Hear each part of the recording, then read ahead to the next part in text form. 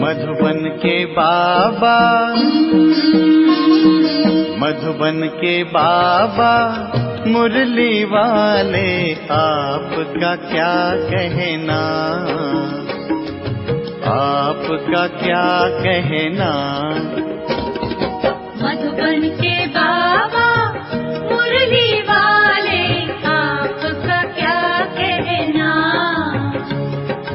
आपका क्या कहना। ओम शांति। आज का अव्यक्त मुरली हम सुनेंगे 4/2/2024 प्रातः मुरली। ओम शांति। बाप दादा मधुबन। पास विद ऑनर बनने के लिए हर खजाने का अकाउंट चेक करके जमा करो। आज बाप दादा हर एक छोटे बड़े चारों ओर के देश विदेश के बच्चों का भाग्य देख हर्षित हो रहे हैं। ऐसा भाग्य सारे कल्प में सिवाय ब्राह्मण आत्माओं के किसी का भी नहीं हो सकता। देवताएं भी ब्राह्मण जीवन को श्रेष्ठ मानते हैं। हर एक अपने जीवन के आदि से देखो कि हमारा भाग्य जन्मते ही कितना श्रेष्ठ है। जीवन में जन्मते ही माँ बाप की पालना का भाग्य मिलता है, उसके बाद पढ़ाई का भाग्य मिलता है, उसके आगे गुरु द्वारा मत व वरदान मिलता है। आप बच्चों को पालना, पढ़ाई और श्रीमत वरदान देने वाला कौन? परम आत्मा द्वारा ये तीनों ही प्राप्त है। पालना देखो, परमात्मा पालना कितने थोड़े कोटों में से कोई को मिलती है। परमात्मा शिक्षक की पढ़ाई आपके सिवाय किसी को भी नहीं मिलती है। सद्गुरु द्वारा श्रीमत वरदान आपको ही प्राप्त है। तो अपने भाग्य को अच्छी तरह से जानते हो, भाग्य को स्मृति में रखते हुए झूलते रहते हो, गीत गाते रहते हो। वहाँ मेरा भाग्य। अमृत वेले से लेकर जब उठते हो तो परमात्मा प्यार में लवलीन होके उठते हो। परमात्मा प्यार उठाता है। दिनचर्या की आदि परमात्मा प्यार होता है। प्यार नहीं होता तो उठ नहीं सकते। प्यार ही आपके समय की घंटी है। प्यार की घंटी आपको उठाती है। सारे दिन में परमात्मा साथ हर कार्य कराता है। कितना बड़ा भाग्य है जो स्वयं बाप अपना परम धाम छोड़कर आपको शिक्षा देने के लिए आते हैं। ऐसे कभी सुना कि भगवान रोज अपने धाम को छोड़ पढ़ाने के लिए आते हैं? आत्माएं चाहे कितना भी दूर दूर से आए, परम धाम से दूर और कोई देश नहीं है कोई देश? अमेरिका अफ्रीका दूर है। परम धाम ऊंचे ते ऊंचा धाम है। ऊंचे ते ऊंचे धाम से ऊंचे ते ऊंचे भगवान, ऊंचे ते ऊंचे बच्चों को पढ़ाने आते हैं। ऐसा भाग्य अपना अनुभव करते हो। सद्गुरु के रूप में हर कार्य के लिए श्रीमत भी देते और साथ भी देते हैं। सिर्फ मत नहीं देते हैं, साथ भी देते हैं। अब क्या गीत गाते हो? मेरे साथ साथ हो कि दूर हो? साथ है ना? अगर सुनते हो तो परमात्मा टीचर से, अगर खाते भी हो तो बाप दादा के साथ खाते हो। अकेले खाते हो तो आपकी गलती है। बाप तो कहते हैं मेरे साथ खाओ। आप बच्चों का भी वायदा है, साथ रहेंगे, साथ खाएंगे, साथ पिएंगे, साथ सोएंगे और साथ चलेंगे। सोना भी अकेले नहीं है। अकेले सोते हैं तो बुरे स्वप्न व बुरे ख्यालात स्वप्न में भी आते हैं। लेकिन बाप का इतना प्यार है जो सदा कहते हैं मेरे साथ सो, अकेले नहीं सो। तो उठते हो तो भी साथ, सोते हो तो भी साथ, खाते हो तो भी साथ, चलते हो तो भी साथ। अगर दफ्तर में जाते हो, बिजनेस करते हो तो भी बिजनेस के आप ट्रस्टी हो, लेकिन मालिक बाप है। दफ्तर में जाते हो तो आप जानते हो कि हमारा डायरेक्टर बॉस बाप दादा है। ये निमित्त मात्र है, उनके डायरेक्शन से काम करते हैं। कभी उदास हो जाते हो तो बाप फ्रेंड बनकर बहलाते हैं, फ्रेंड भी बन जाता है। कभी प्रेम में रोते हो, आंसू आते हैं तो बाप पोंछने के लिए भी आते हैं और आपके आंसू दिल के डिब्बी में मोती समान समा देते हैं। अगर कभी कभी नटखट होके रूठ भी जाते हो, रूठते भी हो, बहुत मीठा मीठा, लेकिन बाप रूठे हुए को भी मनाने आते हैं।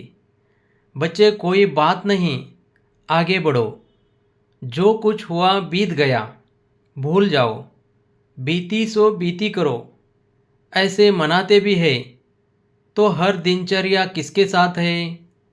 बाप दादा के साथ। बाप दादा को कभी कभी बच्चों की बातों पर हंसी भी आती है।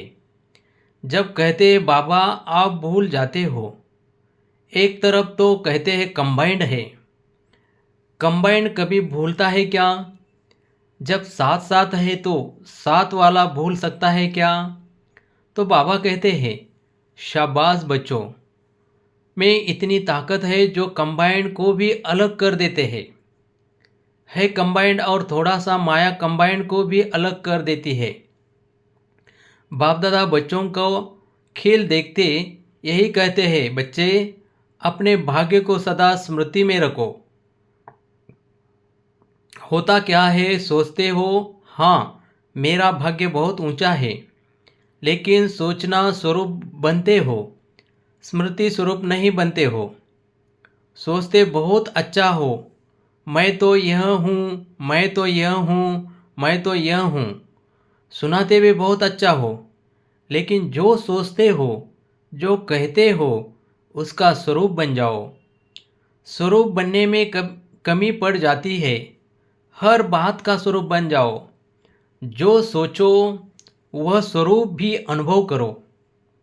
सबसे बड़े ते बड़ा है अनुभवी मूर्त बनना। अनादिकाल में जब परमधाम में हो तो सोचना स्वरूप नहीं है, स्मृति स्वरूप है।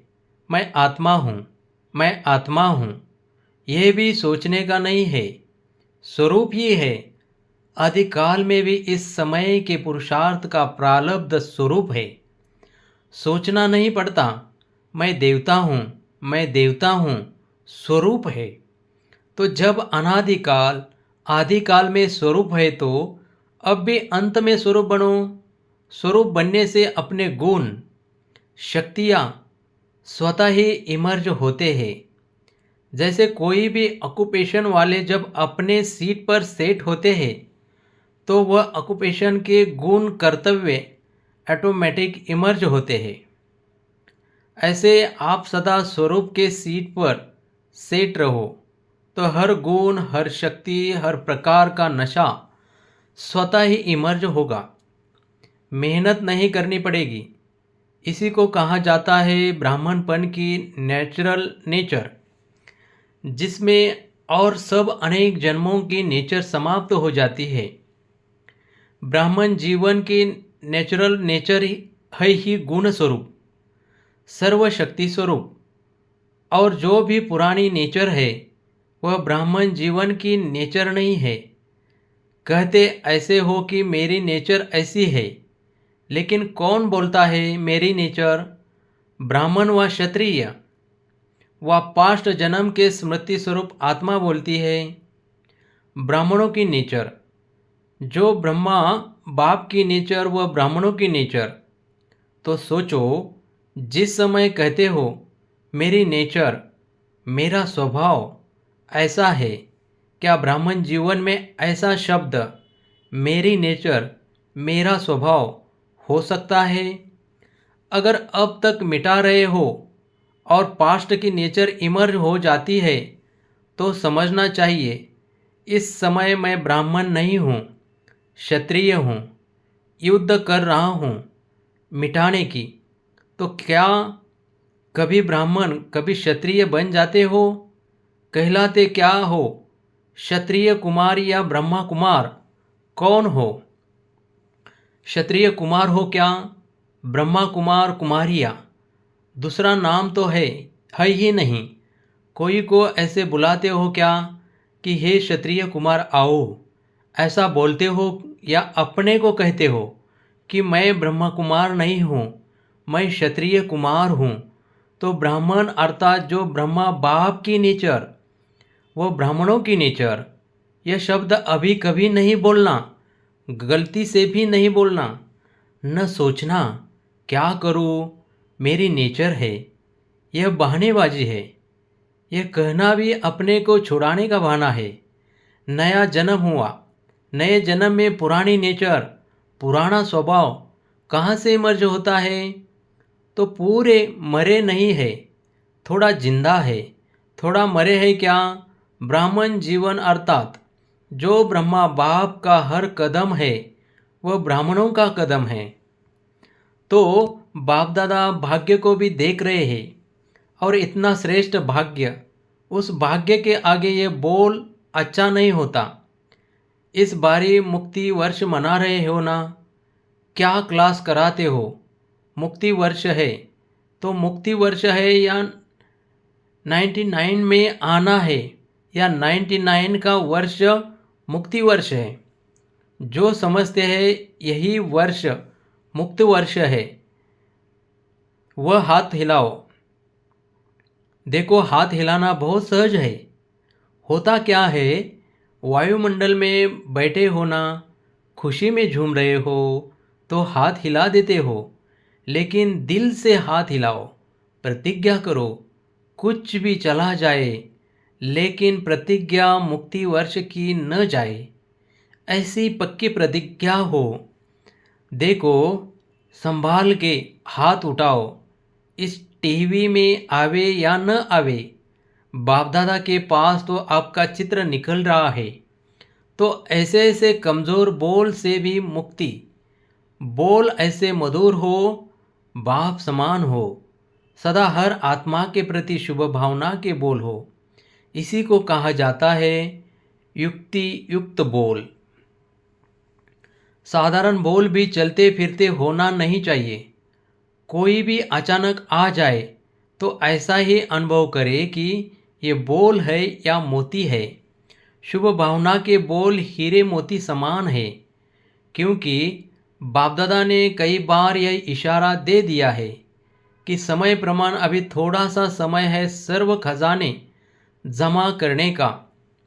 अगर इस समय में समय का खजाना, संकल्प का खजाना, बोल का खजाना, ज्ञान धन का खजाना, योग की शक्तियों का खजाना, दिव्य जीवन के सर्व गुणों का खजाना जमा नहीं किया तो फिर ऐसा जमा करने का समय मिलना सहज नहीं होगा। सारे दिन में अपने इन एक एक खजाने का अकाउंट चेक करो। जैसे स्थूल धन का अकाउंट चेक करते हो ना, इतना जमा है, ऐसे हर खजाने का अकाउंट जमा करो, चेक करो। सर्व खजाने चाहिए। अगर पास विद ऑनर बनने चाहते हो तो हर खजाने का जमा खाता इतना ही भरपूर चाहिए। जो 21 जन्म जमा हुए खाते से प्रारब्ध भोग सको। अभी समय के टू लेट की घंटी नहीं बजी है, लेकिन बजने वाली है। दिन और डेट नहीं बताएंगे, अचानक ही आउट होगा। टू लेट, फिर क्या करेंगे? उस समय जमा करेंगे? कितना भी चाहो समय नहीं मिलेगा। इसलिए बाप दादा कई बार इशारा दे रहा है, जमा करो, जमा करो, जमा करो, क्योंकि आपका अभी भी टाइटल है सर्वशक्तिमान, शक्तिवान नहीं है, सर्वशक्तिमान। भविष्य में भी है सर्वगुण संपन्न। सिर्फ गुण संपन्न नहीं, यह सब खजाने जमा करना अर्थात गुण और शक्तियाँ जमा हो रही है। एक एक खजाने का गुण और शक्ति से संबंध है। जैसे साधारण बोल नहीं तो मधुर भाषी, यह गुण हैं, ऐसे हर एक खजाने का कनेक्शन है। बाप दादा का बच्चों से प्यार है, इसलिए फिर भी बार बार इशारा दे रहे हैं, क्योंकि आज की भी सभा में सब वैरायटी है। छोटे बच्चे भी हैं, टीचर्स भी है, क्योंकि टीचर्स ही तो समर्पण हुए हैं। कुमारियाँ भी है, प्रवृत्ति वाले भी है, सब वैरायटी है। अच्छा है, सभी को चांस दिया है, यह बहुत अच्छा है। बच्चों की तो काफ़ी समय से अर्जी थी ना बच्चे, हमको मिलने का चांस कब मिलेगा? तो अच्छा हुआ, सर्व वैरायटी गुलदस्ता बाप के सामने है। अच्छा, बाप दादा की सारे विश्व की निमित्त टीचर के प्रति एक शुभ भावना है कि यह वर्ष कोई की भी कोई कंप्लेंट नहीं आनी चाहिए। कंप्लेंट के फाइल ख़त्म हो जाए। बाप दादा के पास अभी तक बहुत फाइल है, तो इस वर्ष कंप्लेंट के फाइल ख़त्म, सब फाइन बन जाए। फाइन से भी रिफाइन पसंद है ना? कोई कैसा भी हो, उनके साथ चलने की विधि सीखो। कोई क्या भी करता हो, बार बार विघ्न रूप बन सामने आता हो, लेकिन ये विघ्नों में समय लगाना, आखिर यह भी कब तक? इसका भी समाप्ति समारोह तो होना है ना? तो दूसरे को नहीं देखना, यह ऐसे करता है, मुझे क्या करना है? अगर वह पहाड़ है तो मुझे किनारा करना है। पहाड़ नहीं हटना है, ये बदले तो हम बदले। यह है पहाड़ हटे तो मैं आगे बढ़ूँ, न पहाड़ हटेगा न आप मंजिल पर पहुंच सकेंगे। इसलिए अगर उस आत्मा के प्रति शुभ भावना है तो इशारा दिया और मन बुद्धि से खाली, खुद अपने को उस विघ्न स्वरूप बनने वाले के सोच विचार में नहीं डालो। जब नंबरवार है तो नंबरवार में तेज भी नंबरवार होनी ही है, लेकिन हमको नंबर 1 बनना है। ऐसे विघ्न व व्यर्थ संकल्प चलाने वाली आत्माओं के प्रति स्वयं परिवर्तन होकर उनके प्रति शुभ भावना रखते चलो। टाइम थोड़ा लगता है, मेहनत थोड़ी लगती है, लेकिन आखिर जो स्व परिवर्तन करता है, विजय की माला उसी के गले में पड़ती है। शुभ भावना से अगर उसको परिवर्तन कर सकते हो तो करो, नहीं तो इशारा दो। अपनी रिस्पॉन्सिबिलिटी खत्म कर दो और स्व परिवर्तन कर आगे उड़ते चलो। यह विघ्न रूप भी सोने का लगाव का धागा है, यह भी उड़ने नहीं देगा। यह बहुत महीन और बहुत सत्यता के पर्दे का धागा है। यही सोचते हैं, यह तो सच्ची बात है ना, यह तो होता है ना, यह तो होना नहीं चाहिए ना, लेकिन कब तक देखते, कब तक रुकते रहेंगे? अब तो स्वयं को भी महीन धागों से भी मुक्त करो। मुक्ति वर्ष मनाओ। इसलिए बच्चों को जो आशाएं है, उमंग है, उत्साह है, इसके सभी फंक्शन मनाकर बाप दादा पूरे कर रहे हैं। लेकिन इस वर्ष का अंतिम फंक्शन मुक्ति वर्ष का फंक्शन हो। फंक्शन में दादियों को सौगात भी देते हो, तो बाप दादा को इस मुक्ति वर्ष के फंक्शन में स्वयं के समर्पणता की गिफ्ट देना अच्छा।